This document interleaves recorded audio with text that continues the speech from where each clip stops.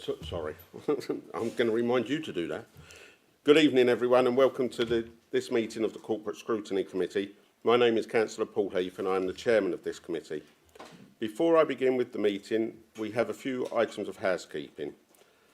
This meeting is being held hybrid session in respect of agenda item number 5, scrutiny of the Council's initial budget proposals for 2026-27.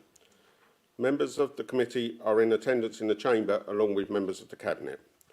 All other members have been given the option to attend this meeting remotely in order to help facilitate the debate around item number 5 and as part of the member development programme. Please can I remind you that this meeting is being broadcast to the public via the Council's YouTube channel. Can all mobile phones be switched to silent as we move through the meeting? Can I also remind everyone present to turn off their microphones when they finish speaking and to turn them on when they start. For those members accessing the meeting remotely, please indicate that you wish to speak during the debate on the budget by either raising your hands or leaving a note in the chat functions. I may not be able to see you all clearly, so please bear with us while we work to take note of everyone. If you do experience any issues with your connection, please also let us know by using the chat function. We are not expecting a fire alarm test this evening. In the event that the alarm sounds, please can those in the chamber vacate the room via the fire exit to the rear of the chamber and assemble in the car park. I shall now proceed with the main business of the meeting. Agenda item number 1, apologies for absence. Please, Jessica. Thank you, Chairman. I can confirm we have apologies from Councillor Justin Wrench, but we have Councillor George Prime substituting, and we also have apologies from Councillor Wendy Taylor, but she has joined remotely, and no other apologies that I'm aware of. Thank you, Chairman. Thank you. I will therefore proceed with agenda item number 2, which is the declaration of interest. Do members have any disclosable pecuniary interest, other pecuniary interest or non-pecuniary interest that they wish to declare this evening? Please state the item and the nature of your interest.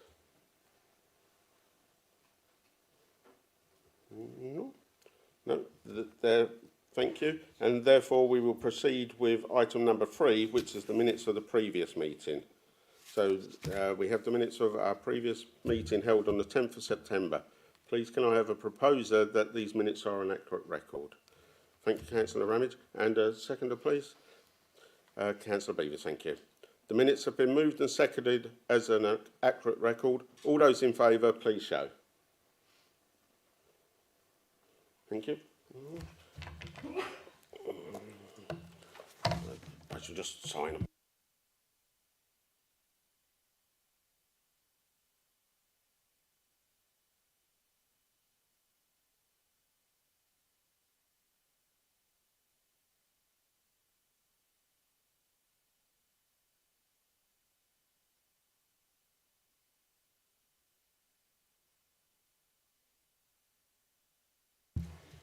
Right.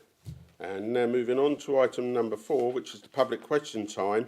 Members, I can confirm that there are no registered speakers for this evening's meeting, so we will proceed with item number 5, scrutiny of the Council's initial budget proposals for 26-27. Item number 5. Members, for this item, we are to receive a presentation from the Cabinet, and Phil Myers, Head of Finance, is also in attendance this evening together with the Council's Management Board to assist should it be required. Following the Cabinet's presentation on the Council's initial budget proposals, all members will have an opportunity to ask questions of the Cabinet as part of this item. I would ask that members do not indicate that they wish to speak until we open that part of the session. Can I now invite the Cabinet to make its presentation, please? Over to you. Mr. Chairman, members of the committee, thank you very much. It's a pleasure to be here to present the first iterations of the emerging budget for 2026-2027 at a time of uncertainty yet great excitement, because this evening's meeting really does kickstart the process or turbocharges the process of what will be the penultimate budget if the current LGR timelines are to be complied with that this local authority will ever set. And as I say, we do live in unprecedented times, but times of great opportunity. And I think it's been a testament to the strength of the organisation and how it's dealt with the unique challenge of business as usual whilst preparing for the future, whilst being uncertain what exactly that future may look like. And what you'll see in the budget presentation for the Cabinet Member from Finance is, I think, a very, very solid effort by the local authority to meet the challenges of that twin track approach. Now, as always, as we sit here in the third week of November, a lot has been done, but there's still a long way to go. We are never overburdened by financial settlements happening early in the process. We are still waiting for the final confirmation from central government and other funding streams from external partners. So everything we say is caveated against that backdrop as well. But again, I think I've had the pleasure now of being through this budget process as part of the Cabinet Executive team. This is the 11th, I think, year I've been involved as a Cabinet Member of the budget process, bearing in mind everything that's going on, the uncertainty of LGR and the work that has been required by the organisation, let alone some major Braintree District Council centric changes and pieces of work, including change of leisure contract, the mobilisation for the new enhanced waste collection service that will take place next year, and the local plan refresh. I honestly think this, for this stage of the budget process, this is one of the best emerging budgets that we've certainly put forward potentially putting forward in the last decade. And it is a testament not only to the clear political priorities of Cabinet colleagues who are with us this evening, but also to the efforts and the strength of our senior officer team, and particularly regarding, particularly in the Finance Department, want to single out Suzanne Bennett and Phil, who is, of course, with us at the top table this evening. So, as I say, Cabinet colleagues are here. Apologies from Councillor Mary Cunningham, who's under the weather this evening, but is there alongside Councillor Dervish to ask any particular points relating to her portfolio area. So without further ado, Chairman, thank you again. Look forward to questions from both the committee and members who are joining this evening in person and on screen, and I'll hand over to Councillor Bowers. Thank you, Councillor Cunningham. Thank you, Chairman, and good evening, members of the committee as well as members of the council. Just to give a bit of the scene setting as we start the presentation this evening, local government is at a pivotal moment. We're facing significant pressures on public finances with no expectation of substantial new funding in the near future. At the same time, our residents and businesses are grappling with increased costs, higher taxation, inflation and ongoing cost of living pressures. We must plan for the transition to a new unitary council while maintaining business as usual. However, this is not a standstill situation. Our Fit for the Future transformation programme is moving forward to ensure we adapt and improve. Major projects and service issues are still underway, including new waste collection arrangements, the development of our local plan and a new leisure management contract. We are responding to a new legislative requirements such as renters' rights, planning and infrastructure reforms and employment rights updates. There is a growing demand for our services, particularly in areas like community and social cohesion, housing and environmental health. Building a strong relationship with the new mayor of the combined county authority is essential. We must work together to influence service design and broader public sector reforms. We face risks to staff retention and recruitment during this period of transition. The uncertainty brought by local government reorganisation and shadow arrangements is likely to slow future decision making. Despite these challenges, we remain committed to delivering for our communities. Our transformation programme is not just about coping, it's about shaping a better future. Moving on to local government funding reforms, the Fair Funding Review. This review will fundamentally change how government funding is distributed to local authorities. The aim is to consolidate various funding streams and reallocate resources with a much stronger link to measures of deprivation. This means that funding will be more closely aligned with the needs of the most disadvantaged areas. There will be a full reset of the business rate retention scheme. This includes all growth since the system was first introduced. There will also be changes for businesses with new rating multipliers and re-evaluation of all properties from April 2026. These changes are designed to ensure a fairer and more up-to-date system for both councils and businesses. The new homes bonus is set to be scrapped. The funding previously allocated through this scheme will be absorbed into the overall funding pot. This is a significant shift as it changes the incentives and the way resources are distributed. A multi-year settlement is being introduced. This will help councils with future financial planning. Importantly, the changes will be phased in over 3 years. There will be some protection for those councils that lose out, but also a limit on the gains for others. This approach aims to provide stability and predictability during the transition. Council tax referendum thresholds will be maintained. The threshold will remain of the higher of less than 3% or £5. This means councils will continue to have limited flexibility to raise council tax without a local referendum. Extending producer responsibility will continue as a separate funding stream.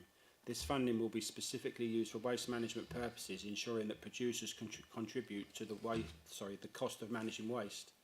A policy paper is expected, however, detailed information for the individual local authorities is not expected until the provisional local government finance settlement, expected just before Christmas. In summary, these changes represent a major shift in how local government is funded. While there are opportunities for fairer distribution and better financial planning, there will also be challenges as we adapt to the new system. Now, moving on to the medium-term financial strategy. On the screen at the moment is the budget and the MTFS strategy. I'm not going to go over too much of that because it's the information I think we're all aware of. I think there are some pieces that we obviously, as we prepare for LGR and the successful transition, and also how we prioritise resources and how we work through the Fit for the Future programme. In regards to the MTFS profile, on the screen now, and obviously you've all had these slides earlier on today, gives you the profile extended now to the 2029-30. To provide an update on our financial position and highlight some key factors that will shape our budget planning in the coming years.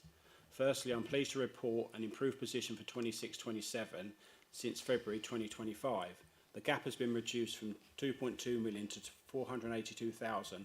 However, it is important to note that some of these improvements are due to one-off gains and may not be sustained in future years. Looking ahead, there are challenges. The shortfall across the medium-term financial strategy increases to 2.8 million per annum by 2029-30. This means we must continue to plan carefully and look for sustainable solutions. Council tax income is a crucial factor. Our forecasts assume the maximum increase permissible under the current referendum principle, which is less than 3%. This helps, but it doesn't fully address the funding gap.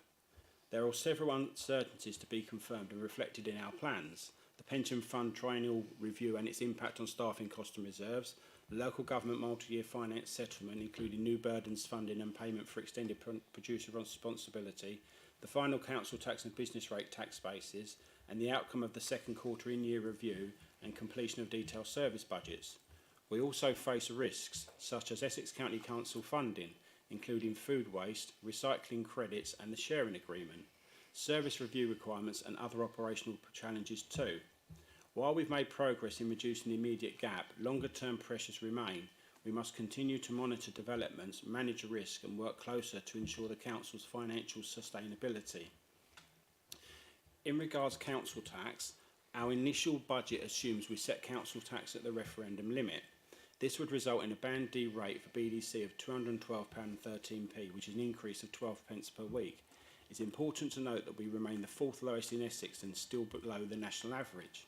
The new government funding system and protection mechanism will assume council taxes are increased at the referendum limit. If we don't do this, we risk being penalised in future funding allocations. For every half percentage point we reduce from the maximum council tax increase, we lose around 60,000 in revenue for the medium-term financial strategy. This also means that we start future years from a lower financial base.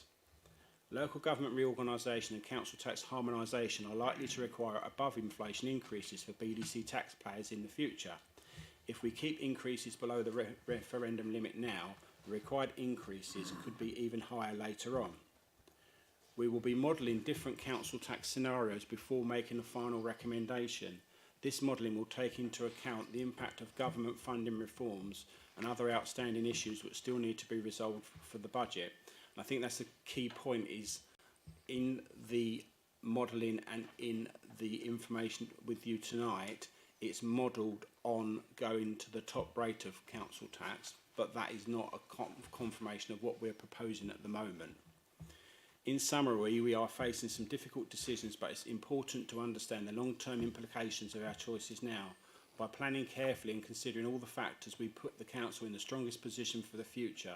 The key unknown with this, though, is what the multi-year local government financial settlement will mean for us, and we won't know that until late December. Moving on to growth. In regards to growth and investing in capacity and services. So the table in front of you gives you the information in regards to what is being proposed in regards to this area. I'll just focus on a couple of the higher sort of numbers on that information. The Economic Development Team, that is to replace reserve funding with increase in base for the current team. In regards to supporting communities, its relation to Community Engagement Officer, which is currently a fixed term contract. A Cost of Living Officer, 2-year fixed term due to end in March 26, which is currently funded from a cost of living fund. Health Improvement Officer, currently funded from a combination of reserves and ECC grant funding. The part funded by ECC Public Health is due to come to an end. In regards to the point about enabling and project delivery, just a couple of points on, because there's quite a number of roles there and quite an investment there. In regards to the governance side of the numbers, LGR will require significant governance input as Essex transitions through joint committees, shadow authorities and finally into the new unitary, and will need to be managed carefully to ensure legislative compliance to ensure that the business of the council continue. The required culture of robust governance and strong compliance is maintained. It is necessary to increase the resources in the team. Following the large-scale review of the council's constitution a few years ago, there has been a considerable shift in the culture of the organisation regarding governance and compliance, which has led to more robust checks being put in place to manage the council's committee and its decision-making processes. And it's important to recognise with the governance function and the legal function, pretty much everything we do as an authority has some impact on that service. So it's very key that service is resourced appropriately. In regards to HR, the additional resources will enable and improve strategic focus and ensure the demands from new employment legislation, the Council's transformation programme and LGR are dealt with effectively. And also the digital and ICT systems, which has been identified as a sort of provisional fit for the future requirements. Online booking system, this is a digital tool that will be available via the BDC website. It allows residents to conveniently access services and reserve and pay for facilities such as plaza desk room bookings, sports pitch bookings and pest control appointments, improving efficiency and reducing administrative burden. Consultation software. This is a digital tool that will be available via the BDC website. It allows residents to conveniently access and respond to consultations across a number of council services. Moving on to some of the key items within the budget this year, supporting festive celebrations in the Braintree District. Recognising the vital role our main town centres play in the Braintree District economy, we propose allocating surplus business rate income to enhance festive celebrations. Funding will support a new lighting scheme in Braintree Town Centre with a proposed 3-year contract of up to £60,000 per year for 26, 27 and 28. An additional one-off capital investment of £15,000 will be made to upgrade electrical and lighting infrastructure. Housestead and Witham Town Councils will be invited to apply for one-off contribution of up to £30,000 each to support similar festive activities in the 26-27 financial year. This funding can be used in a single year or spread over multiple years. Councillor Community Grant Scheme. The scheme is not included in the core budget but has been funded for several years from the council's share of the collection fund balance.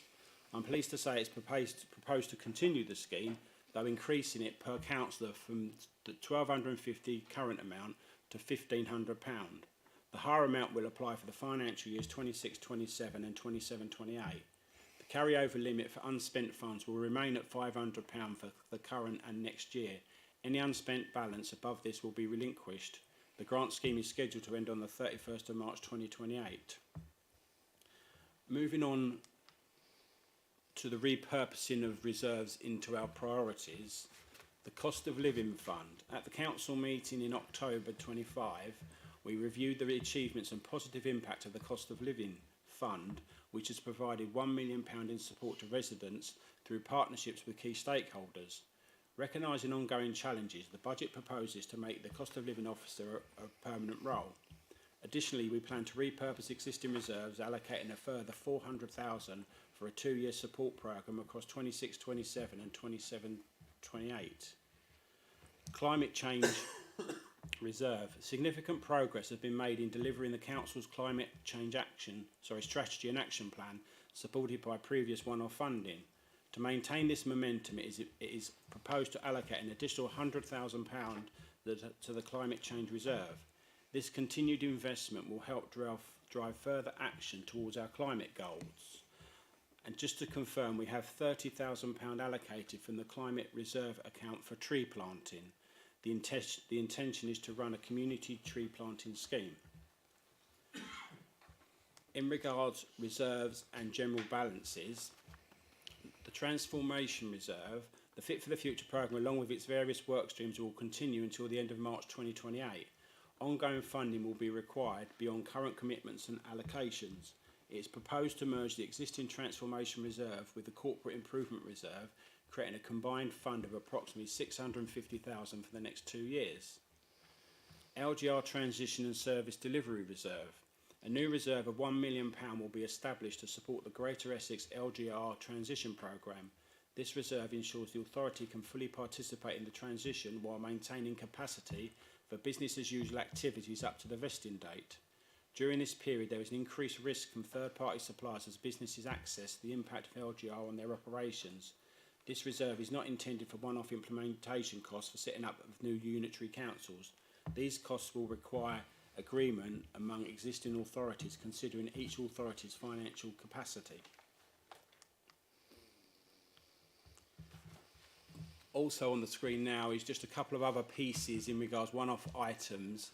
We do need some additional resource within the planning team as we move through the local plan process, and also there's a small investment in regards to the Public Spaces Protection Order. Moving on to housing and some challenges within the housing service. The housing service is currently undergoing a service review while also facing increasing demands. New or extended roles have been identified for inclusion in the 26-27 budget, including complaints officer, housing options team manager, housing option officer and an apprentice, empty homes and private rented sector officer and a tenancy sustainment officer. Several roles in the housing options and assessment teams are on fixed term contracts. The service is funded from a mixture of base budget, homelessness prevention grant, other grants and reserves.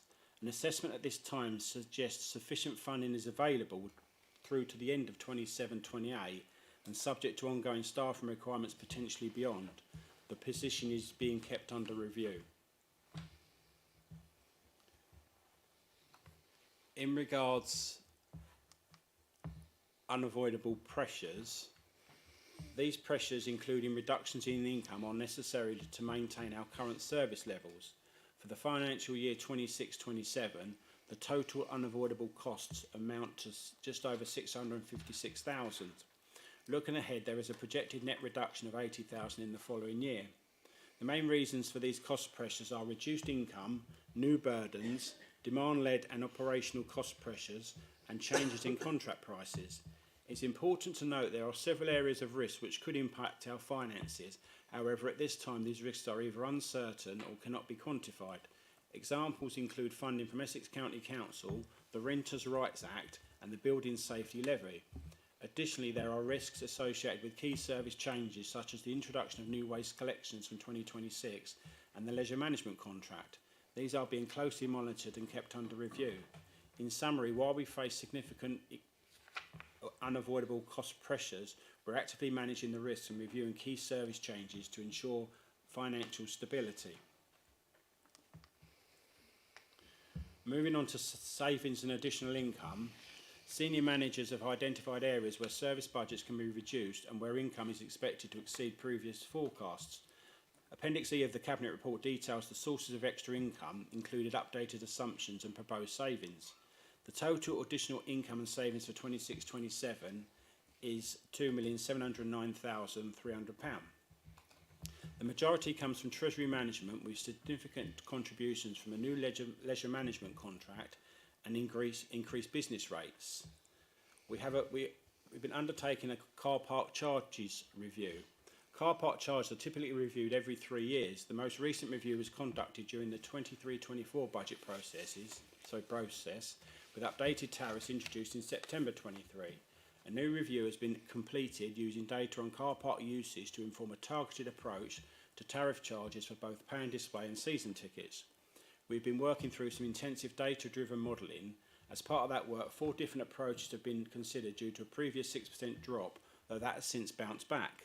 We are looking to ensure we reduce any initial volume drop while providing an increase in income. The option that is being proposed is the one that supports businesses and that has the lowest drop-off rate.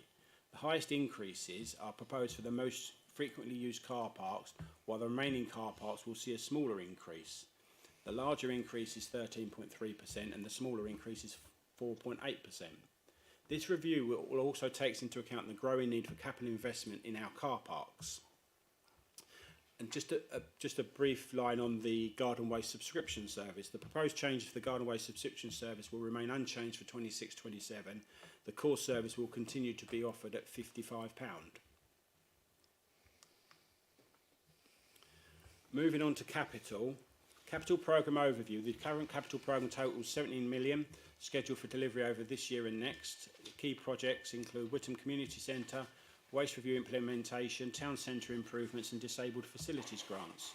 Funding sources, a mix of grants, Section 106 contributions, new homes bonus and general capital resources. We are aware of the Community Asset Fund in prioritising improvements at Whittam Public Hall, Marks Farm Community Centre, Silver End Village Hall and Housewood Leisure Centre. And the first phase plot sales at Horizon 120 Business Park are complete. Only Zone A now remains, with excess soil management associated risks now been transferred. On the screen is a table of the new capital bids and the recurring items. Just a little bit of focus on some of the bigger ticket items at the top. The Suffolk Waste Processing Plant. I won't say too much myself about this tonight. This is going to Cabinet next week, so you will have all seen the Cabinet report. But it's something of a new agreement that we are looking to move forward with. Leisure centre improvements. We'll all be aware that we now have a new leisure provider in place, and there needs to be some provisions for some investment within our centres. The Braintree area signage contribution. We're working with colleagues at ECC regarding a refreshed look at the signage in our district, and hopefully something can come to fruition with that as we move forward. The Great Notley allotments extra funding, that was part of a cabinet decision a few years ago connected to the Horizon 120 sites. And just wanted to say a little bit about the solar array on Silver End Village Hall. As members will be aware, Silver End Village Hall is one of the properties identified in much needed work in regards to a new roof, and we've been working through plans to do that, and we've been looking at the opportunity whether as part of that work whether we could include solar panels on the roof. We've identified the 61,000 because this is what we would like to move forward with, and I've been keen to make this happen. And there may be a potential that it can be included in the money that we've put aside for Silver End Village Hall anyway, but I wanted to make sure we've got some money put aside within this budget going forward to cover that off should that amount be needed. I won't cover anything else more on that slide, but obviously happy to provide any more details should anyone like it a bit later on tonight. Now we have the capital pipeline and future needs, and this is just to give obviously the prudent way to look about what's potentially coming, but also to give members an indication of some of the pieces in the pipeline. I did reference when I was just talking about the car park tariff review about being mindful of some of the capital investment that is going to need to be required in car parks, and you can see with the just short of £2.5 million investment that we may be looking at in George Yard car park. There's some property items on that screen in regards, I referenced the Cabinet before when we was talking about the Community Asset Fund, about a lot of the RAG rating that we've been doing on some of our properties, and then there's some pieces on there that was part of sort of the next level. We've also we are actively looking about housing alternative to Bradford Street in regards to temporary accommodation, and also there's the unknown figures there at the moment in regards to LGR, because obviously I mentioned earlier about the proposal of putting up £1 million towards a reserve, but that's not connected to what is going to be the requirement of each local authority as we move forward in regards to the process. So that's obviously an unknown, and also the leisure dilapidations. Though we've got a new leisure provider, obviously as part of that transition and regards moving from one provider to the other, there's the dilapidations work that's been identified, and in due course we will be able to firm up the figure on that a bit more. Just wanted to sort of reference one other thing in regards the properties, the Enterprise House refurbishment in Sybil Headingham. Councillor Beavis did reference this at the previous council meeting that she'd raised this with me. Though she still hasn't shared me the photos to move forward with it, I have been speaking to officers in the background, and I was pleased to know that there's been work going on with this since 2024, and it's just to, I think because it was brought up in the council meeting, I just want to give members a bit of comfort with this in regards to our property team have been working with the previous tenant for some time to get the control back of the property, and we've recently achieved this and look forward to delivering the improvements to the fabric of the building in support of providing a positive working environment for our existing and new tenants. So I'm quite pleased that is going to come to fruition, and we needed to put that as part of the pipeline that was always there. Moving on to just coming towards the end of the presentation now, the council tax support scheme. A discretionary banded local council tax support scheme is in place for working age claimants alongside the statutory scheme for pension age residents.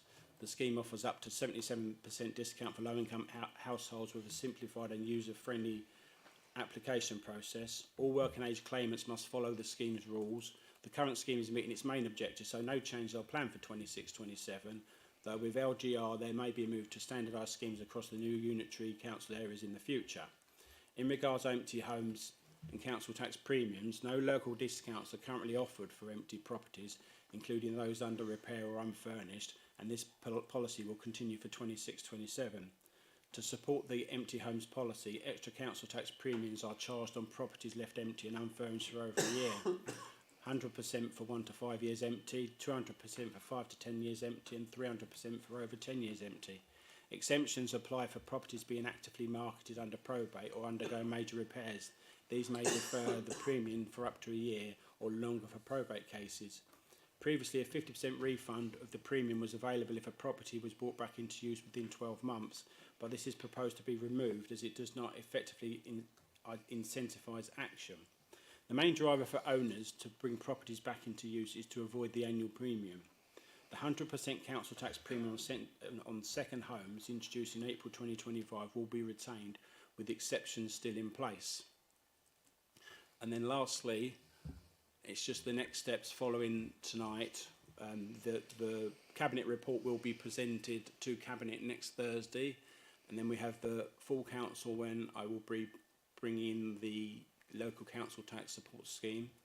Then the key part of this process really is the provisional local government settlement. Then we can see where we're at once we've received that, and then we're back in front of yourselves at the end of January in regards where we can firm up after what's discussed tonight after Cabinet and the local government settlement, we can sort of firm up what we feel we will present as part of the budget for that will come to Cabinet in Cabinet on the 2nd of February, then full council when all members will get the opportunity to vote on the final budget of council tax on the 16th of February.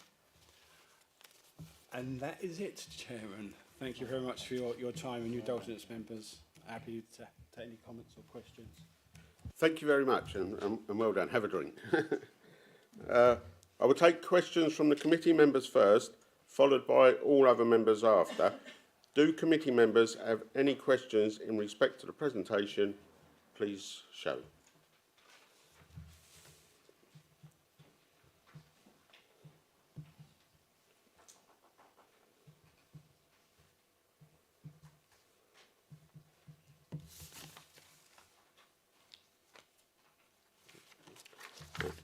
Thank you. Councillor Abbott, please. Thank you very much, Mr. Chairman. A couple of comments first.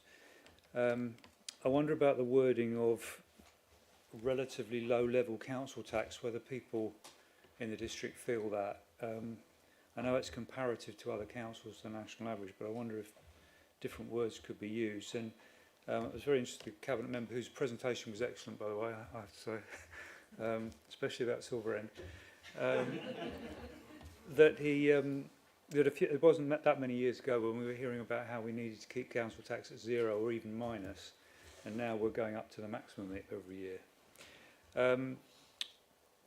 The money to be spent on cost of living, very welcome. Silver End Village Hall, as I've already said, really pleased, although it would have been nice if he'd said where the requests came from, actually. It wasn't the BDC Cabinet who have been striving for this for years. We're very glad it's in the budget, but it came from local requests from the Parish Council and from myself as ward member. But it makes absolute sense. If we're going to take the roof off of Silver End Village Hall, which is reputedly the largest village hall in England, when we put it back, having a solar array up there would be a terrific benefit. So on to questions. I've got 3 or 4. The first one is about the tree planting. My understanding is this year the tree planting budget was 0, which is frankly ridiculous. So it's going to be 30,000, but I'm wondering, is that still a very, very modest amount of money? I almost hesitate to mention it, but £250,000 for Christmas lights and 30,000 for tree planting. The tree planting is very, I mean, I'm sure the Christmas lights will be very welcome, but I'm wondering if maybe a little bit of rebalancing there, because trees obviously are a permanent or semi-permanent feature compared to human lifetimes, provide all sorts of health benefits, climate benefits, visual benefits. I'm just wondering if we could increase that budget a bit with a bit of rebalancing. Second question is the £10,000 on dog fouling. Sorry to raise the unsavoury subject, but one of the issues that's coming up in local parishes is that BDC is quite resistant to have new dog and litter bins put in. And this relates to a question I asked last night at Planning Committee. Apparently, we do not have planning powers to be able to say to a developer, put in dog and litter bins. So it falls to, they can do out of the goodness of their heart, but unless there are very specific criteria, they don't have to do it. And we're getting all these new estates built in places like Cressing and Silver End, but with a dearth of bins, and residents are saying to us, how do we get the litter bins? So is there going to be a budget for that? And my third question relates to one of the last items you mentioned, the IAA spend of 1.5 million to bring the Suffolk plant up to the standard we need to for the enhanced recycling. Can he explain what's going to Cabinet? Is that separate to this 1.5 million, or are they the same amount of money? Because my understanding of what's going to Cabinet is this year. So are we talking about a much larger sum to be able to do this, or is it all within that envelope of 1.5 million? Thank you. Thank you. Over to you. Thank you, Chairman. Thank you, Councillor Abbott. Just a couple of points in regards to your first points. I guess we refer to being a relatively low level of council tax.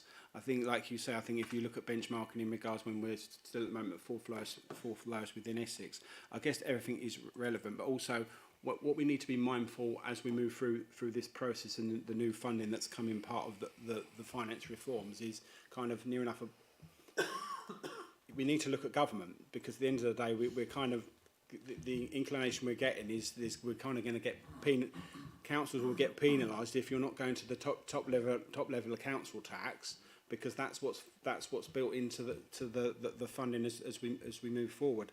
As a council, like I said earlier, I'm not saying that we are proposing that at the moment, because we are modelling a number of options. But then also, when we look at years ago, I guess that was pre-pandemic situations, and with European war and things like that. So I think we're sort of living in different times. So I take on board what you say, what you mention. Obviously, yes, we've been working together on the Silver Inn Village Hall. I think as I said myself at full council, it was definitely not a no in regards to solar panels, and I'm pleased that we've been able to find the funding for the area, and I'm sure that the parish council will welcome that, as well as I know yourself and Councillor Wright. In regards to your questions, I think Councillor Cunningham will be able to take tree planting. I'm not sure if you can take dog fouling. Or... I'll do my best. Okay, and then I will take on the last one about the Suffolk agreement, if you're happy with me to do so. Yeah. Thank you very much. Thank you to Councillor Abbott for his questions. With regard to the 30k investment in tree planting, yes, it is obviously a step forward from last year. There will be colleagues who I quite appreciate probably think that's not enough.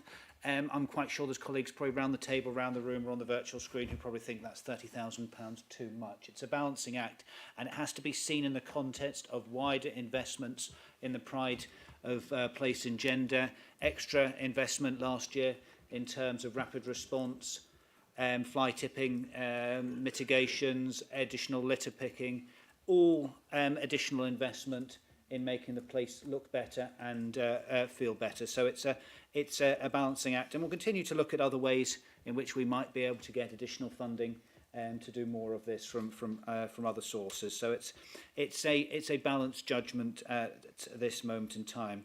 With regard to dog waste bins, my understanding is the dog waste bin review is still in process, and we look forward to the findings of that. There's certainly no resistance to BDC providing dog bins, but we wanted to make sure our operational response to dealing with the dog bins that we have responsibility for. We don't have responsibility for all of them, is my understanding, in the district, is working as well as possible, and that's been part of the review into the dog bins. Again, that's something we can perhaps keep under review and see what more we can do on that in the months ahead. Regarding the 1.5 million, the SUF investment, are you happy to take that? Councillor Bass, thank you. Yeah, in regards the amount that's in the tables in regards to the budget, that is the full amount. What's coming to cabinet is basically the new capital investment that will supersede the old contract, which is, I believe, is 1,072,961. But included on top of that becomes the 1.5 is 436,993, which is part of which will be outstanding left from the old contract.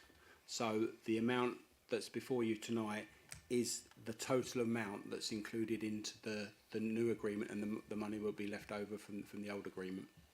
So it is the same, basically. Thank you. Councillor Ramage, please. Oh, thank you, Chair. Good evening, one and all.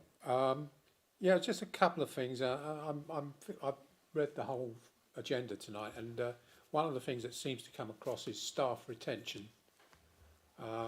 Is that an issue for us at the moment? And I notice you've made a reference to the enabling project delivery, where you're taking on fixed term contracts, I assume, with these people. Overall, are we finding it difficult, bearing in mind we've got LGA coming up in the near future? Are people looking at it not as a future job to have?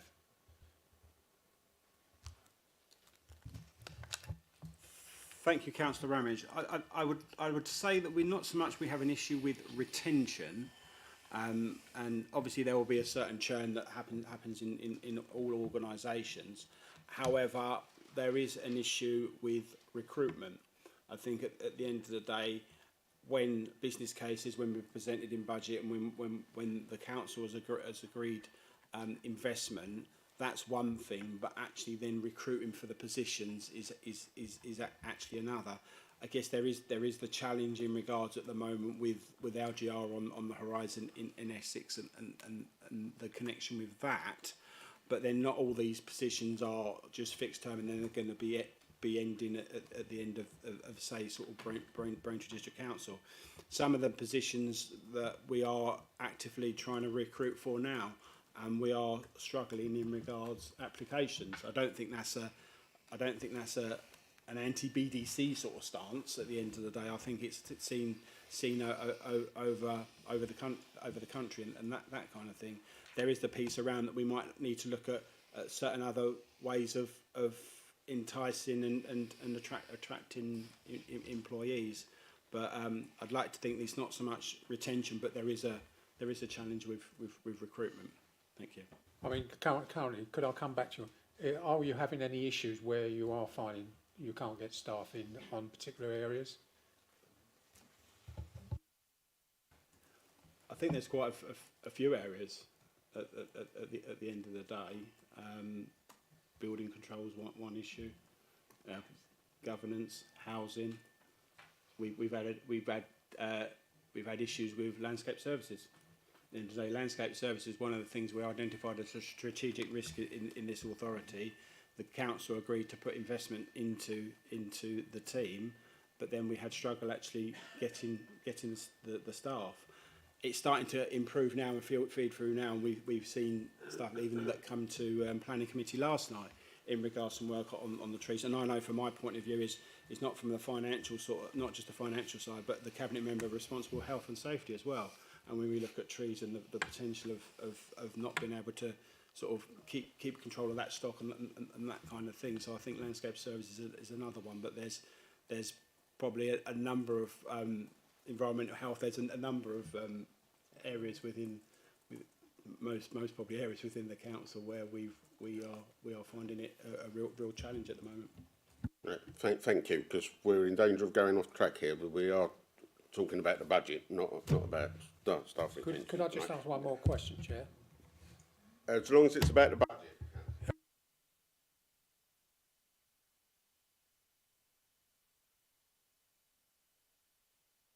Sorry, you mentioned about Silver End. With Spring Lodge, will there be solar panels on that building as well? Because that's in my ward, so I'm asking that. It's very early stages at the moment. That is just part of the pipeline, but I take on board the thought, and I think it's something that going forward, I can't see if we're going to be doing pieces of work. That is the time to look at. We can't literally just do that with every property in the district. But when we're doing new work, I'm sure that's something that will be looked at as part of the business case as we take that forward. Councillor Beavers, please. Thank you, Chairman, and just a few comments and questions from me. Can I just start by saying that I just wanted to thank Phil and Suzanne and the team particularly. I mean, that presentation we had, I think it was last week for all members, I mean, that was just amazing, an hour and a half, and I think we were all too exhausted actually to ask questions. So I've got a few from that as well, and I know that I can email you and get answers as well, so thank you very much. Some is a bit of clarity, and I've taken advice from a few other councils where I'm just sort of, you know, asking around as we do in terms of LGR, and Councillor Cunningham made the point that this is our penultimate budget, but I would like some clarity around, in some respects I see this as our kind of final opportunity to actually control a budget as such, because my understanding is that if we start to add extra projects in to get ourselves ready for LGR or to get stuff in so that we get in the district right, some of those projects can be taken away. I'm not sure, but I would at some stage like some clarity on that. I'll put it in an email. Yeah, cool, lovely, thank you. Did you say in the presentation previously it was a 2.2 million gap and now we're looking at 482? And if that's the case, can you explain where that's come from? in the previous last two budgets, we put some funding into NEC, North Essex Councils. Has that now stopped? Pride in Place, when we talk about planting, will that include bulbs? Because a lot of our parish councils are asking about bulbs. It was such a popular scheme, and it would be really nice to say to our parishes that we can do bulb planting again. In Phil Meyer's presentation of last week, he mentioned the extender producer funding. That's new for us. Where does that sit? Revenue or capital? I'd like to know that. Was there a surplus on the green bin recycling scheme? Has it gone back into revenue? The reduction in the Causeway House capital spend, has that gone back into capital for this current budget? Can someone tell me what deprivation means in the context of this budget and where the pockets are and what that looks like? The £1 million for LGR or stroke fit for future. I'm kind of looking at other councils locally and seeing what they're putting in. And is that right for us, or are we propping up other councils? I don't know. I'd like to know that. Really pleased at the £55 freeze on the green bins, and I'm delighted, Councillor Bowers, about Enterprise House. Myself and Councillor Taylor went back actually last weekend to look at a few more bits and pieces, so I've got some more updated photographs and I'll share those with you. Okay, thank you. Thank you. Over to you, Councillor Bowers. Thank you. There's probably some I've missed because you was railing them off there, so if there's anything we don't cover. I think, the initial point in regards to the LGO now, I think that's probably easier to give a bit of a written response, because I don't want to kind of give an answer that I think's correct and then Suzanne or Dan will tap me on the shoulder and say that's completely wrong kind of thing. So I'll make sure we give you the right in regards to what we can do and what we can't do going forward. I'll answer about the extended producer responsibility. It's not new because we've had some funding already, but my understanding is it can be revenue or capital, but we use it for capital. Is that right, Phil? Yeah, so it comes in as revenue, as a revenue stream, which means we've got freedom to choose how we use it. So the first tranche we're receiving for the current year, we are using to part fund the waste review reforms that will be introduced, and then we've just been recently advised of our allocation for next year, and I think the proposal in the report is that we'd probably use that to fund the investment into the Suffolk waste plant, because we have to use it. There is a sort of an expectation we use it for waste management. I'll pass over to Councillor Cunningham for a number of points. I just wanted to cover off the piece about the deprivation. I think the point about deprivation, I think, is what, through the fair funding and the reforms going forward, is how that's going to be looked at in regards what certain councils will get more and certain councils will get less because of that. I don't think we have any more information in regards where that makes us sit at the moment. So I don't think there's any sort of detail I'll give you in regards to this budget. But obviously, as we move forward, that's how government are going to be looking in regards to funding settlements and that kind of thing. I'll defer to Councillor Cunningham, who's going to cover off a few of the points that Councillor Beavers asked. Yes, indeed. No, I also. Apologies. Sorry. Thank you, Councillor. Thank you, Chairman. And thank you, Councillor Bean. I'll do my very best to pick off some of these. First of all, the point about clarity around us having control of our budget. Yes, we do know, I think quite early in the piece next year, there will be guidance and direction from government in terms of what we can and can't spend. I want to say SCO, is that right? It's in the SCO. Which stands for, apologies, Structural changes order. Structural changes. Thanks for reminding me of that one. So many acronyms flying around. But the statutory control order, and that will put monetary restrictions upon us. I think the approach that we've taken, still 2.5 years away from vesting, is that when we've had the discussions here, as we did really good discussions in our council debate over the future and whether our preference was for 3, 4 or 5 unitary authorities, regardless of our view on that and the perceived benefits of unitarisation, one of the things we're very concerned about is that actually when you take away the district council, I think we're all in agreement that actually you lose that closer connection to residents, to place. And where we have taken the view, and you're starting to see that through this budget, that we actually want to ensure where we are providing community and economic support to residents and our various communities, that unique insight of our local areas, that we actually preserve those services and continue those services, not just for the life of the next 2.5 years, but we can do all we practically can to ensure they're embedded into the successor organisation as we become the legacy organisation. Now, these are not the decisions that have huge hundreds of £1,000s of monetary value, but actually in terms of their public service benefit, they're actually huge. But these are decisions we think it's responsible to take where we are embedding the best in terms of localism into the new organisation without binding our successor authorities' hands unnecessarily. So that's the approach we're taking. But in terms of capital projects, there will be firm stops and firm limits, and they will come into force sooner rather than later.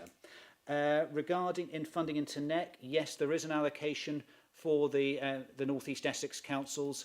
There was in the 25-26 budget, and there will be in the 26-27 budget. That is doing exceptionally useful work, not just preparing for the future, but also managing that 2.5-year period, particularly around organisation and service resilience. And Councillor Ramage quite rightly made the point about retention and recruitment being part of a wider partnership, with the strong likelihood, but by no means definite, that we will find ourselves working with certainly Tendring and Colchester as well as the county council as we innovate to the new unitary authorities. Having those relationships and having that collective work is going to be very important, not just for the future, but the next 2.5-year period. Bulbs being planted, yes, I will go where I think that's probably in one of the more granular lines, I'll be honest, of the budget in terms of horticultural operations services budget. We'll see what's there. We'll see what perhaps if there's something more we can do around that, because I totally appreciate that is something hugely popular with communities, and we'll like to see what we can do on that.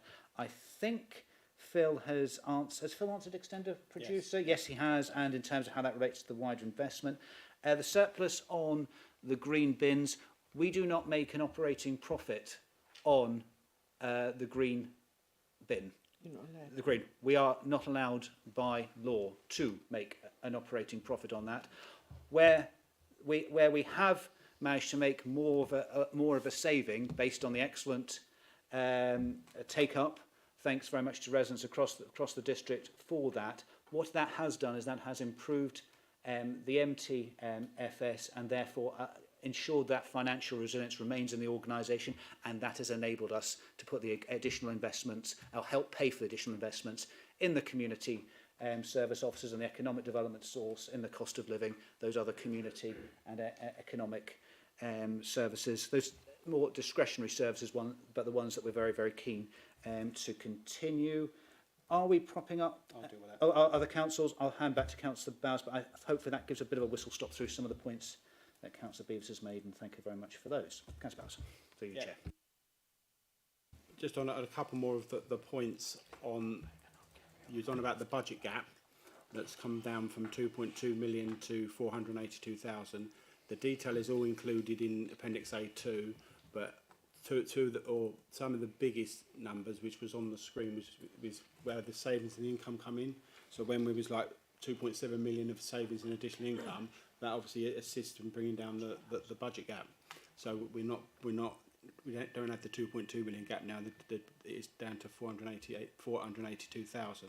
So there are the numbers that factor into that. In regards LGR, I think it's fair to say that we're not propping up other authorities, and just to give you an understanding in regards benchmarking, we're proposing to put £1 million into a fund. Every council will be going through this process in Essex, and my understanding is Chelmsford recently has said they intend to put £4 million. So we won't be propping others up, but the work in regards to LGR, we need to all be mindful in regards that there is going to be a bigger ask going forward in regards all all authorities, which we don't know at the moment. But in regards to putting that in reserve, there's others that are putting a lot more in to that than we are. And we're not propping anyone up. Just going back on the point of deprivation, I think Councillor Bowles-Flint has got a bit of information on the actual clarification of how that is, what's classed as deprivation. Thank you. And Chairman, after that, I just remember Councillor Bevis mentioned Causeway House, so I can perhaps answer that as well. Thank you. Thank you, Chairman. Members, follow this carefully because I don't want to confuse you all even more. So the IOD measure multiple dimensions of deprivation across 7 individual domains. One combined index of multiple deprivation measure, the IMD, and 2 supplementary indexes, making 10 in total. Deprivation is measured in a broad way to encompass a wide range of aspects of an individual's living conditions. Each of the domains above are constructed from a basket of different data sets or indicators. As far as is possible, each indicator is based on data from the most recent time point available. Deprivation measures have been produced by this department and its predecessors in similar way since 2000. The IOD 25 is the most recent release. The 7 individual domains of deprivation include income deprivation 22.5%, employment deprivation 22.5%, education, skills and training deprivation 13.5%, health deprivation and disability 13.5%, crime 9.3%, barriers to housing and services 9.3%, living environment deprivation 9.3%. All 7 combined, weighted as I've just said, to create the IMD, the official measure of deprivation in England. That is also included in our poverty report, Chairman. Thank you. Just before you come in, Councillor Cullen, we will get this statement sent out to all members so that you haven't got to try and follow it tonight and do it up. So that will be arranged, members. Thank you. Chairman, thank you. I think Councillor Bevis's point was about we're doing a reduced investment in terms of Causeway House and where the money's gone. So effectively, because it's a reduced investment in Causeway House, we haven't drawn down as much from the Transformation Reserve. So that money will remain in the Transformation Reserve to continue with current transformation products over the next projects over the next 2.5 years. And where we are with the works on Causeway House, I think it was it's a realistic approach, bearing in mind that it is highly unlikely that all new authorities will be set up in their new building arrangements by 1st of May 2028. Not all the logos will have come off the vans, not all the signs will have come off above the doors. But actually appreciating that there's still a lot of work that needs to be done by a dedicated staff over the 2.5 years. We're an administration who, while sees the benefits of working from home, we also see the benefits of people coming into work. And it is absolutely essential that this building has a level of investment that makes this an appealing place for our officers to come to work, to collaborate. We've had new ways of working for 5.5, 6 years through the pandemic. I don't think it's fair to say this building as yet moved on, but it's not entirely in the place where it is appropriate for modern working methods, some of the rooms. And also, I think it's a basic requirement. We ask a lot of our officers, but to make sure the toilets and the kitchens are decent, pleasant places. And that's where some of the investment will be going into. But in terms of the other investment, collaborative spaces, there's all additional equipment, there's all bits and pieces that can be put in a van and taken to a new destination, should it need to be, quite easily further down the line.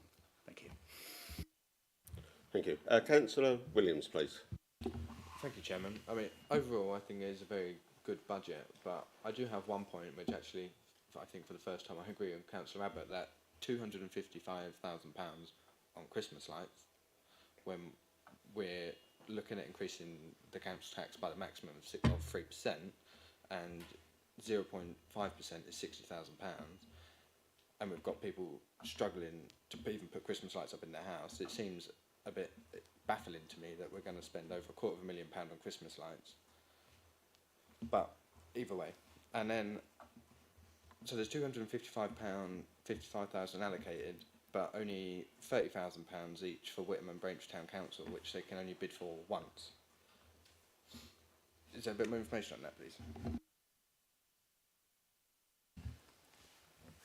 Thank you, Councillor Williams. Yeah, I think the point around that is we are comparing apples with pears, because in regards, if we didn't do the funding within festive lights,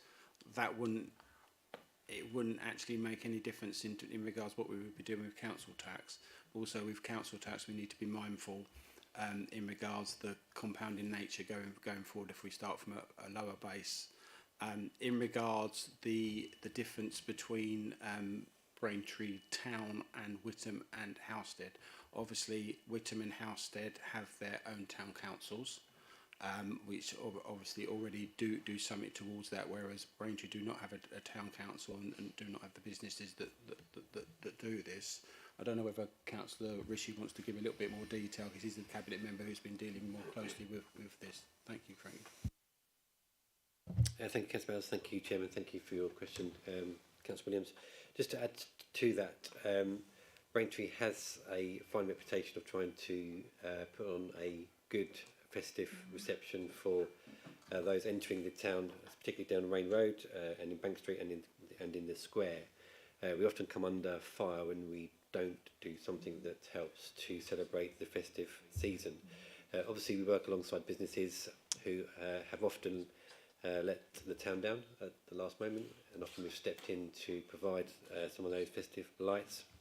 I think it's key to note, though, that over the years, some of the capital investment in actually anchoring the lights safely and securely, so some of those anchor points have become unsafe now. So some of that 255,000 is to go towards making that a safe application of those lights.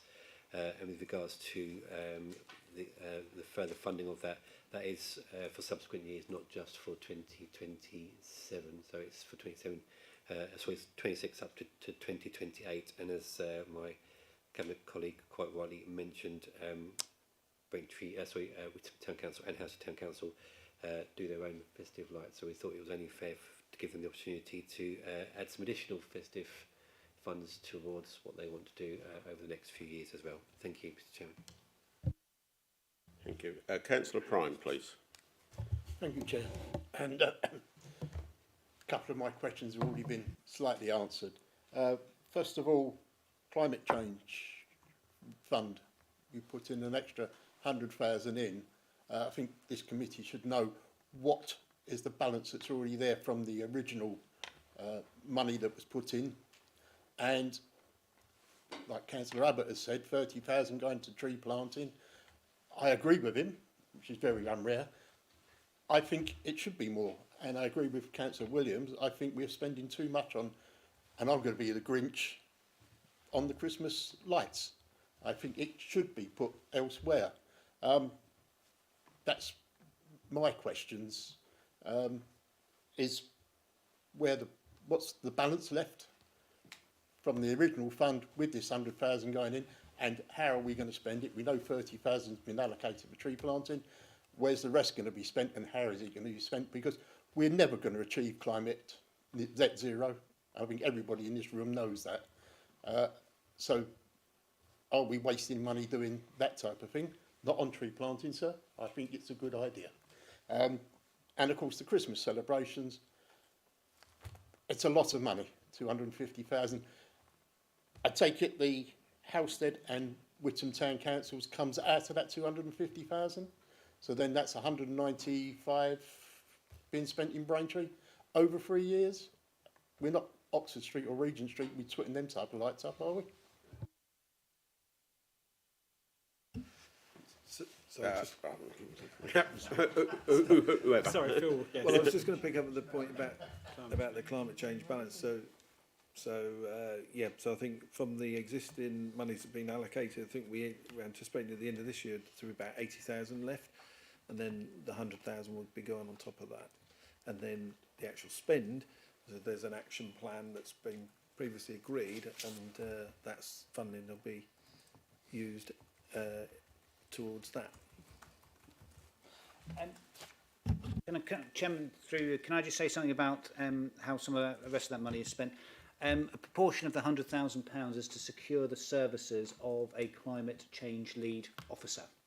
And that's a wide-ranging role, not just ensuring there is actual delivery against the action plan, but the job has been defined in such a way that it is a wide-ranging role that supports other elements of the organisation. So, for example, during a procurement process or in investment business cases, you're actually having somebody with the sustainability agenda sitting around the table having those conversations, and actually the benefits can be double-fold. So, for example, colleagues will remember that on a number of occasions we have vehicle procurement that comes to Cabinet, particularly in the operations department. It's tended to be the sort of car-derived vans and the sort of pick-up flatbed trucks. We're not quite there at electric bin lorries yet, but who knows what the future may bring. Actually having their input into these processes to have a look at the sustainability argument, but also help formulate a better financial business case where wider savings can be made is actually very, very useful. So it is a wide-ranging role who will work on a wide-ranging agenda, and they themselves will not just be going out planting trees. I can give that assurance.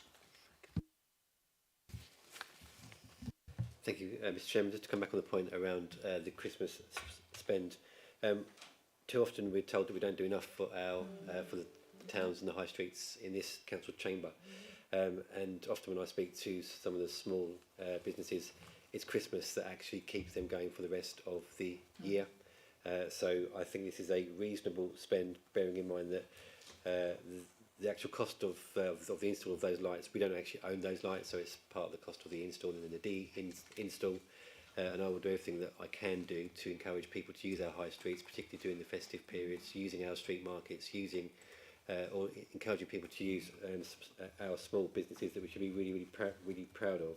And I see this as a reasonable investment over a 3-year period to encourage people to come to our towns and spend their money in the high streets. Thank you, Mr. Chairman. Thank you. Are there any other Councillor Hayes, please. Thank you, Chairman. Just a quick question on the general balances of £1 million to be set aside to fund capacity and expertise. I'm guessing there's going to be a bit more information on what that means, because that just sounds a bit like jargon. But the £1 million as well, is that roughly what other councils are putting in to fund? Because obviously this isn't implementation funding, this is, I'm guessing, the pre-work that's going on. Is that money similar to what other councils that we're discussing with? I know we've spoke about being in close discussion with Tendering and Colchester. Is this kind of the similar figures that other councils are putting in? Thank you. Thank you, Chairman. Thank you, Councillor Hayes. I think I did reference earlier in regards all councils will be looking at this, and Chelmsford, I was saying, using this example, the understanding is they're looking at putting 4 million in, so it's not as much as others.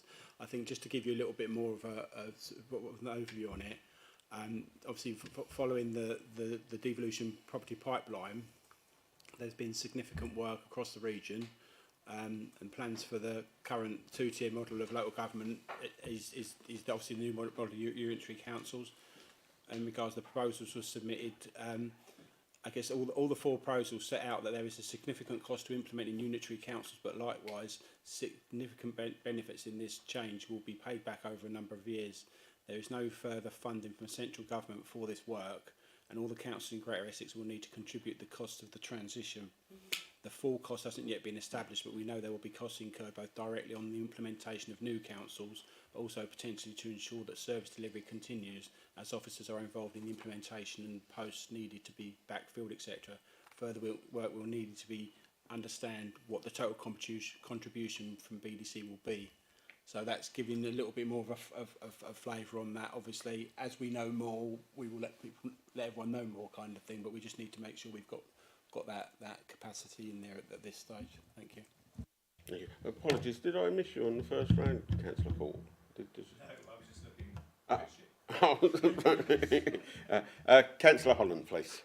Thank you very much, Chairman. I have to say that I broadly welcome what I've heard this evening, and are not setting out to challenge that. But one of the things that I learnt on a previous council in another place is that when we undergo a triennial review on pensions, staff pensions, the economic or fiscal consequences can be quite great.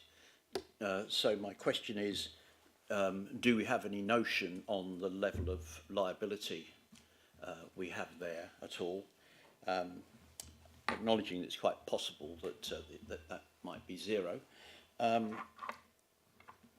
next question is, and I'm not going to surprise my colleagues on this table in front of me with this one, can we have the report upon on parking from the North Essex Parking Partnership, which sets out the modelling and data around the proposed increases to car park charging in our car parks?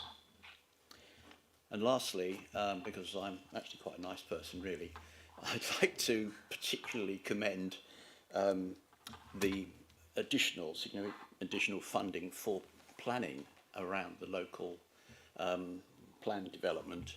I regard this as very timely and very much needed and thoroughly to be grateful for. Thank you. Before I pass on to Phil to give some information in regards to pensions, the modelling that was done on the car parking has nothing to do with NEP.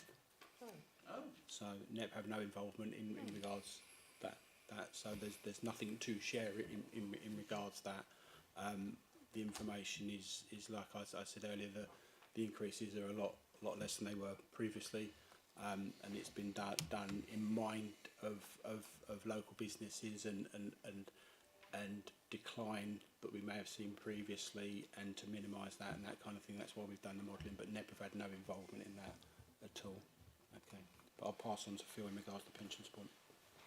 Yeah, so so you mentioned the triennial review, and I think that was one of the areas that we flagged was still to be factored into the budget, and that's really because we've only recently received the information from the pension fund on that. But I suppose just at this stage, just share some headline. So in terms of our portion of the fund to meet the council's liability, that is showing that is actually in a surplus position.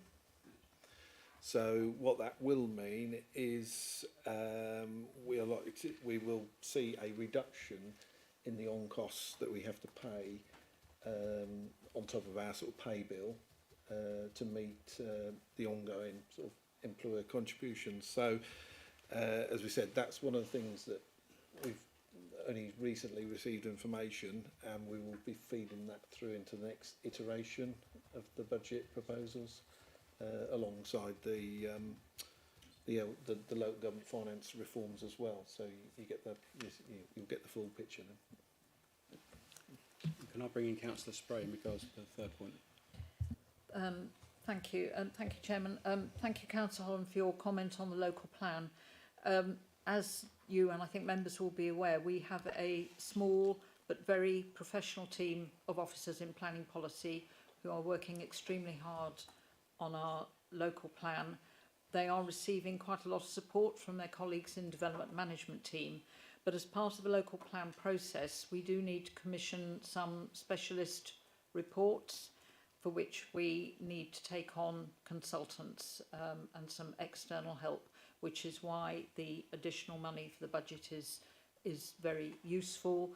Obviously, we may not need to use all of it, but yes, it's there for that purpose, for when we need external specialist advice. Thank you very much. Thanks, Chair. Thank you. Do any of the colleagues at the back wish to ask a question, please? No? Right, so we'll go to those that are online, and Jessica's got that list. So who are we going to first, Jessica? Councillor Anne Hooks, please. Thank you. Evening, members. Most of the questions have been asked already, but my one question is that throughout the report and the presentation this evening, there's been nothing mentioned about the street cleaning agreements with parish councils. Are they still hoping to receive their funding like they have in previous years? Yeah, I'm happy to confirm that will continue as done in recent years. Yeah. Thank you. Are there any other colleagues online that wish to ask a question? No, nobody's indicating. So then, I would.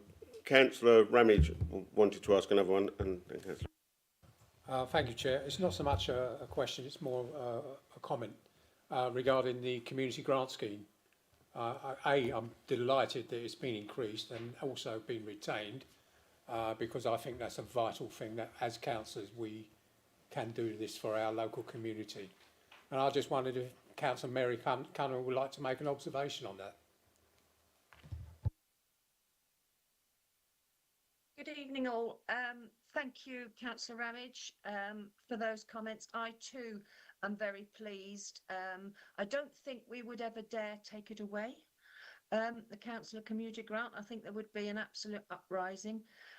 This year in particular, we have seen a really good rollout. I think last year there was a bit of an issue with new members not quite understanding it, but this year we've had a terrific turnout and we're looks to be pretty much on target to get the majority of it spent by the end of this financial year. I'm delighted, as I say, that it's continuing and it's grown this year. I think particularly for one-member wards, the extra £250 will make a huge difference. And again, for one-member wards, the fact that we know we're going to have it for 2 years, they can actually plan better, where perhaps they have a couple of applications that come in that are of large amounts. They can actually maybe say, well, if you can hold off until perhaps the next year, I can help you there. So, yeah, I'm absolutely delighted. And I know, I think all members will be delighted. So, yeah, thank you for your comments, Councillor Ramage, and thank you, Chairman. Thank you. Councillor Prime, please. Yeah, thank you, Chair. Just coming back on Councillor Cunningham's points on this extra 100,000 on the climate change. You state you're putting in a new officer to regulate. Surely that officer should have been in to start with, or is this a new employee to start with? It's retention. And, excuse me, sir, part of the procurement process is that you look for the best option and not just somebody sitting around looking at climate change. No, this is retention of an existing officer, retention of an officer role. The previous officer left, and as I said, we did an assessment in terms of what's needed of the organisation. There's still a job of work to do, and this is a job description that has been put together to fulfil the needs not only of the sustainability agenda, but actually a wider role, performing a role across the organisation, and that's what we've moved forward with. Thank you. Councillor Abbott. Thank you, Chairman, for letting me come back. Yeah, just very briefly on the tree planting. I mean, I was very encouraged by what some members said about the balance between Christmas lights and tree planting. I'm not trying to set up a war going on there, but I think it's an interesting discussion. But on the tree planting, members of the Cabinet were saying, well, we need all these Christmas lights to make our town centres more attractive. Well, possibly. But our town centres are there 12 months of the year. And people love trees. Making our towns and villages more attractive in general by tree planting and greening them, as well as having good hard and access infrastructure, is a reason why people may come in and enjoy their town centres more. So I think there's a good argument there for a greening up of our town centres. And on the net zero point, trees are very good carbon absorbers. So the more trees we have, the closer we can get to the net zero that Councillor Prime thinks we won't get to.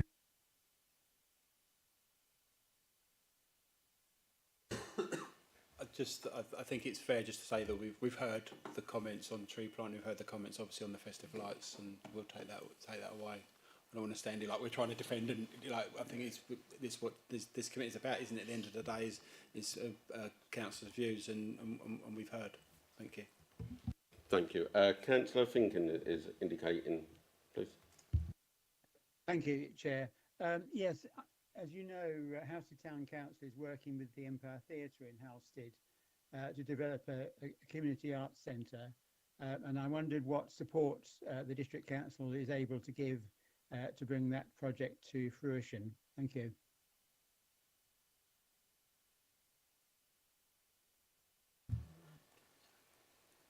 We can take that away, and don't know nothing about it at this stage, but obviously we can take that away and come back to you, Councillor Finkin. Thank you very much. I'll discuss it with you.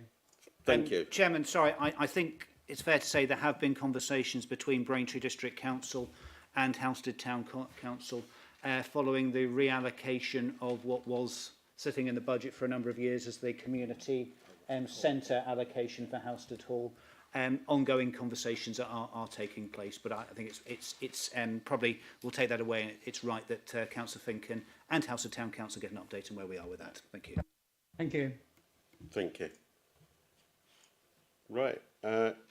Does anybody else wish to bring anything new on the budget? And if not, I thank you, members. I believe we've invited all members that had indicated that they wished to ask a question to speak, and I've asked again. So we would like to move on. Cabinet colleagues, is there anything you wish to say before we move on? Just to say thank you again, Chairman, for having us. I hope we've given some indication of what is going to be a positive budget in difficult and uncertain times. I hope we've actually been able to get the point across today that we're well placed in terms of managing business as usual, but also in terms of key services. No decline in terms of quality of services forecasted, no cuts for next year, but also continuing to support communities and our residents and the local economy, whilst having the provision in place to deal with the changes when they come down the line. I think we are at Braintree District Council are far better placed than the vast majority of comparable local authorities across the county in our ability to deal with those changes. And I think that's a credit to the authority over a number of years. And I would just like to repeat the thanks again to the finance team, headed up by Suzanne and Phil, but also particularly, not to Cabinet colleagues, but with a special thank you to Councillor Bowes, who's not just led on the presentation this evening, but has a unique and quite unparalleled grasp of these issues, and has had so for the two and a half years he's been in post. And thank you, and we look forward to being back with you early in the new year. Thank you. Thank you very much. And I would like to add my thanks to all members and the Cabinet that have taken part in the debate this evening. I'm sure there is a couple of items that have come up that are going to be discussed further and renegotiated, and the next few meetings should be very interesting. Members, committee members, we are asked to note the report. Please, can we do so? All those in favour? Thank you very much. The report has been noted. Before I proceed with the next item, I would like to thank the members of the Cabinet for coming tonight, the members in the audience, those on screen, and Phil and the management team for their attendance this evening. You're all welcome to leave the meeting if you wish at this point, but by the same point, you can stay as well. Thank you very much, and we'll just wait a few moments while people do leave if they wish to, and then continue. Thank you, everyone.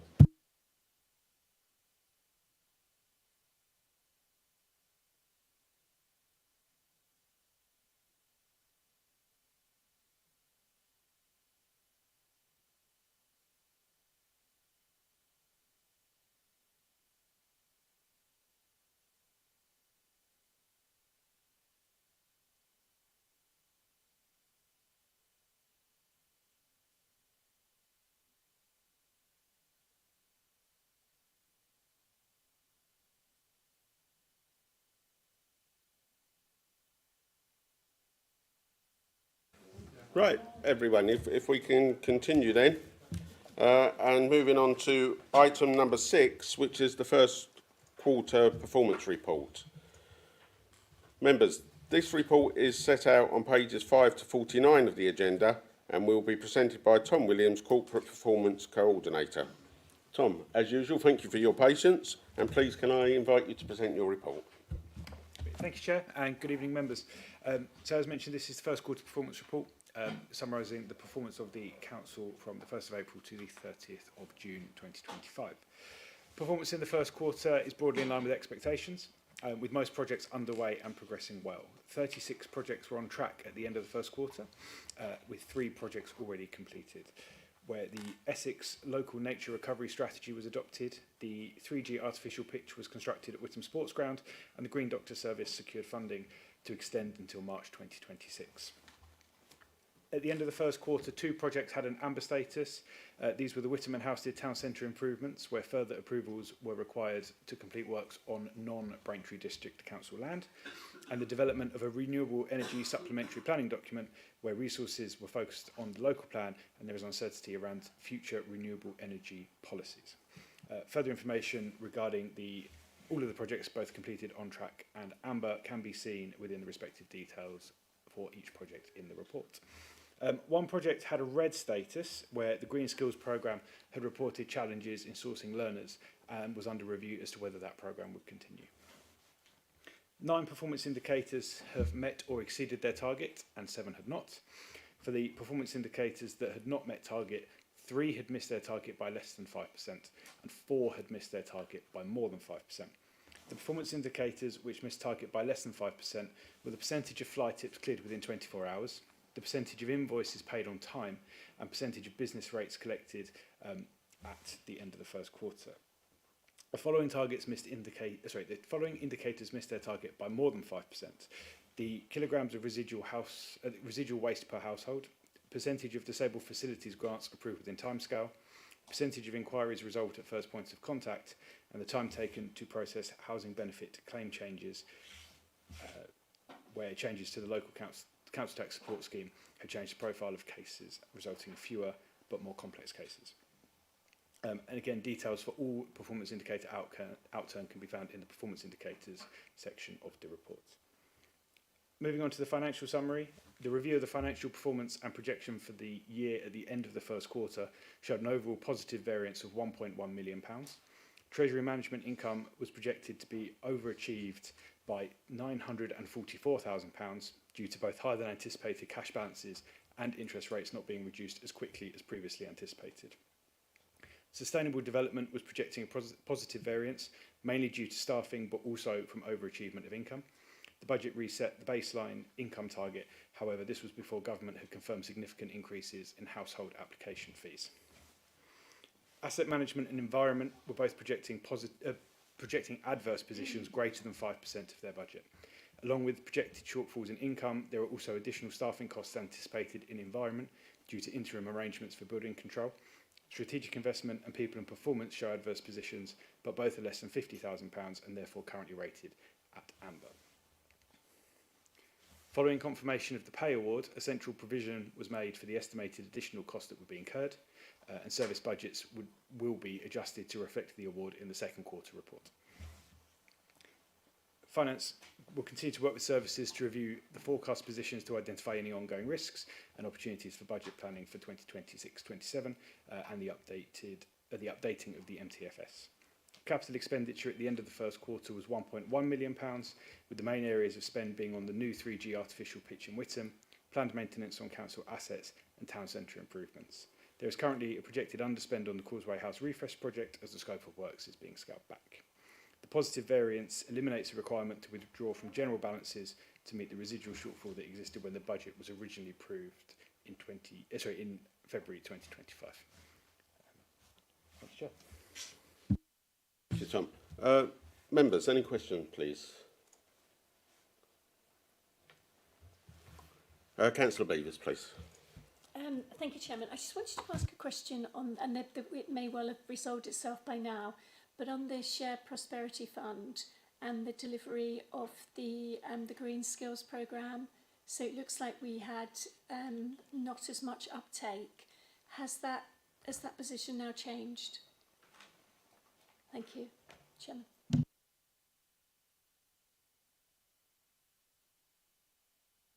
forgive me, unless Tom's got the answer, Councillor Ritchie, who has had to just go pop out. Oh, well, he, as if by magic. I wonder if I can filibuster long enough for Councillor Ritchie to, Would you like me to ask it again? and ask Councillor Beavis to ask a question again. Excellent, perfect timing, thank you. Sorry, that was not intentional, Councillor Ricky. I saw you come in. And it may well have resolved itself as well. It was just around the red marker for the Green Skills programme. And it looks to me as if we didn't have the uptake. And has that now resolved itself? Are we going to lose that funding, or can we sort of re-put it somewhere else? Thank you. Thank you for the question, and sorry for that I wasn't here on the earlier. In short, unfortunately, we haven't been able to find the uptake for that, and unfortunately, because it was specific from the Shared Prosperity Fund to be used for that and that only, it's quite difficult to actually try and reallocate it to some other type of project. I know the team have worked quite hard to try and reinvigorate that, but I think we've kind of hit a bit of a doldrum with regards to getting the uptake for that. I will just confirm that for you, but I'm pretty sure that as of my last update, that's where we were with that. Unfortunate as it is, because we'd love to have spent the rest of that money in that very worthwhile venture, but like I said, they tried to spread the net far and wide to get the uptake, and unfortunately it wasn't very forthcoming. Thank you, Chairman. Councillor Abbott, please. Yeah, a couple of comments, a couple of questions, if I may, Mr. Chairman. First of all, in under communities, paragraph 2.1, that will obviously now have to change with the date for the Reg 18 on the local plan. It's now going to be, well, the target is February 2026, so we've moved back several months. And I'm sure I'll be saying something which a lot of people in Whittam would feel. There's mention of the Whittam Town Centre works and the roadworks, and the closures and roadworks that may happen in association. Whittam has really had its fill of roadworks and closures. Chairman's, I think, is aware. I mean, that's going to have to be planned so carefully not to hack more people off, lost sleep, etc. Anyway, my two questions are, the first is on recycling. It's good to see the first quarter we're at 53% on the PI, but a couple of things worry me. One is our target contamination rate is 15%. That's very high. All last 5 quarters we were less than 10%. I mean, if we got anywhere near 15%, that's going to have a serious impact on our overall recycling rate. So my first question is, why is it so high?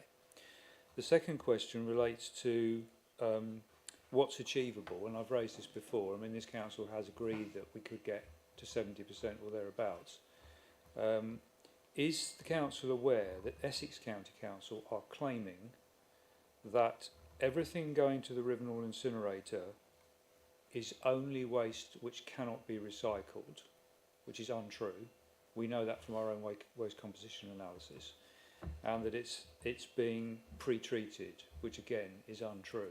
I mean, it says that we are a partner or authority with Essex on Waste, and I think it's important that we make sure that our information is correct going out to residents. And the second question is around nature and the environment. I mean, it really relates back to the discussion we just had. We've got the tree strategy, which hopefully we're going to move forward on now. I was going to ask, where's the tree budget? But I think we're going to get one now, so maybe a bigger one after the discussion, so that's good. But on the Climate Change Action Plan, I remember when we had that previously, there was a lot more discussion about what's going on locally. I mean, there was nothing in there about rewilding, local projects, tree planting, anything like that. I mean, can we see that come back in a future report? Because I know that sort of stuff is still going on. Thank you. So, did any cabinet members want to ask any other question? Otherwise, I'm happy to for them. Forgive me, unless Tom's got the specific answer of the contamination rate, which I do sympathise with the point that Councillor Abbott's made. Regarding Essex County Council's position on Rivenall and factual accuracy, we will take that. Councillor Van Dolken sits on the wider Essex Waste strategy for this authority and make sure that's fed back and we get a proper full response to Councillor Abbott's points made there. Thank you. Lovely, thank you. I'll take those 2 points away and provide some answers. Thank you. Councillor Bond, please. I appreciate this is historical, and in terms of the house to town centre regeneration.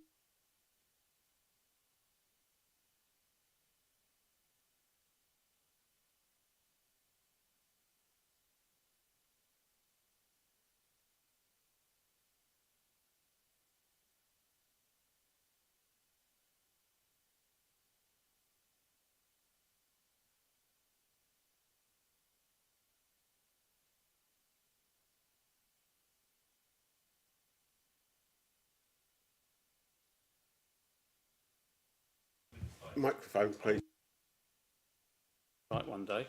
I appreciate this is not directly relevant to the report, but I need to raise the fact that it's become read in due course, and we'd value some response to this and how this can be progressed.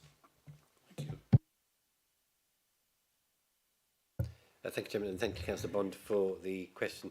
It's really unfortunate that we've had to remove that element of the works from the project package, but indeed you're right, there's some safety issues that have been highlighted as a fairly high concern, and until Essex County Council can bottom out the ownership and who needs to manage that area, then unfortunately we've had to remove that from the project. I suppose in some good way, by removing that, it's meant that we haven't delayed the project any further. We are expecting a start on site very soon, within the next couple of weeks, so we can complete the remainder of the project. We haven't ditched the remainder of that with regards to the tree, so we are working on that in the background. But we didn't want to delay the works further still, so we are still working on it, and hopefully in the future we'll be able to give you a satisfactory outcome to that issue. Thank you, Chairman. Councillor Ramage, please. Thank you, Chair. I'm looking at something on page 46 under the heading of finance. I wonder if you could elaborate a little bit where it says additional treasury management income due to higher than anticipated cash balances and better performance of pool funds, and it's quoted 944,000 as a figure. Can you elaborate exactly how that's come about? And the next point is a couple of items down regarding housing benefit. We seem to be talking about a 33,000k there. I just wondered if you could give me some background to that particular figure as such. And one other point, Chair, could I make reference to the Witham Town Improvement Centre? It was quoted in this document that there was waiting highways to determine the road layout in September. We are now in November. I just wondered if the Council or Cabinet member could give us some update on that. Thank you very much.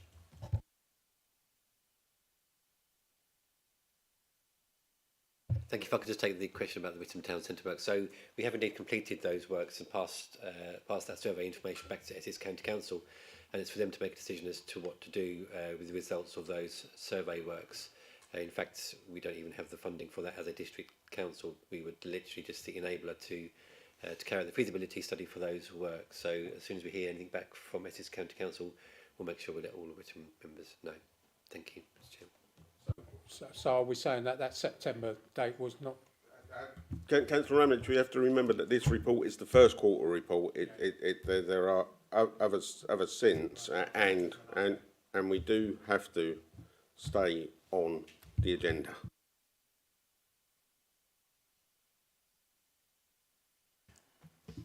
And you're going to do the financial. Yes. Sorry, Chairman. Yeah, in regards, I think I know the Treasury management income, as it says, is due to higher than anticipated cash balances. So, but it basically got higher than anticipated cash balances. Then, obviously, with interest rates being where they are, it's been giving us a bit of a better income. But also, the performance of the pooled funds are better than anticipated, and that's feeding in with the treasury management income. But I think that's the point we caveat going forward is that's probably not going to continue in perpetuity. So but at that point in the first quarter, that was there. In regards to the income from the local tax benefit, it's due to cost recovery. Aside from more information on that, I can find out for you if you would like more detail on what that cost recovery is and how it comes about. But it's in line with previous, but I can give you some more information on that. Could I just ask a point of clarification, really, please? It's on page 41 of the report, and it's down to the working days lost to sickness per employee, and well, it's straightforward, it's 7.27. But is that 7.27 sickness days of those that have gone sick, or of the total of the workforce? Because directly underneath it, there's nearly 80% of the staff haven't gone sick at all. So if it's 7.27 of the total, then those that are unwell for a lot longer than 7.27 days. Do you want me to respond to that one? Okay, thank you. So in respect of that, that's a rolling total. So that's looking over the last 12 months. So they're two sort of different indicators.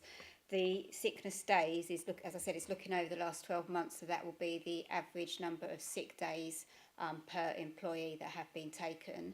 The second indicator just looks at that period of time in that quarter.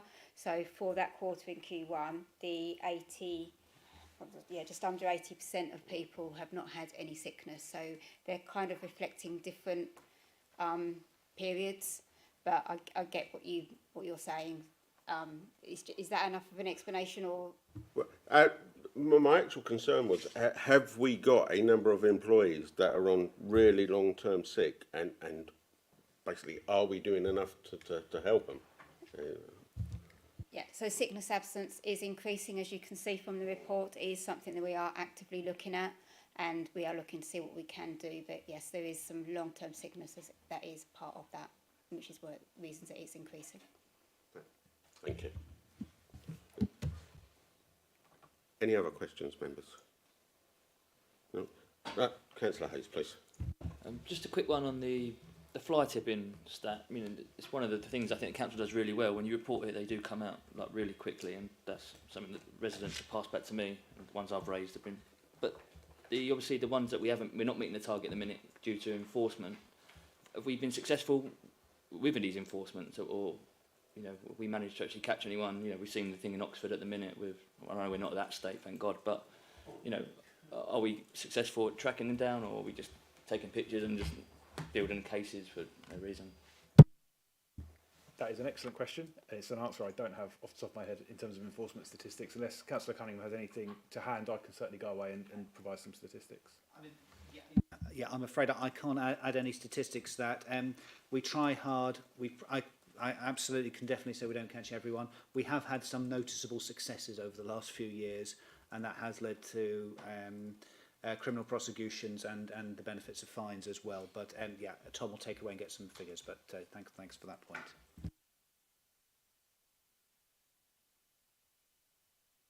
And there. Oh, sorry, Councillor Holland. Sorry. Thank you, Chairman.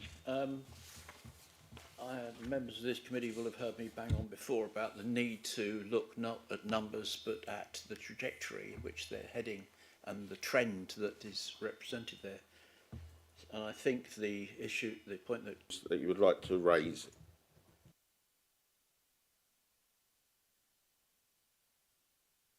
No. So therefore, please, could I ask that the decision is noted? Thank you. The decision planner has been noticed. Therefore, I declare the meeting closed at 9:05, and wish you all a safe journey home, and look forward to the next stage of the budget scrutiny, and which is in early January. Thank you very much, members. Good night, and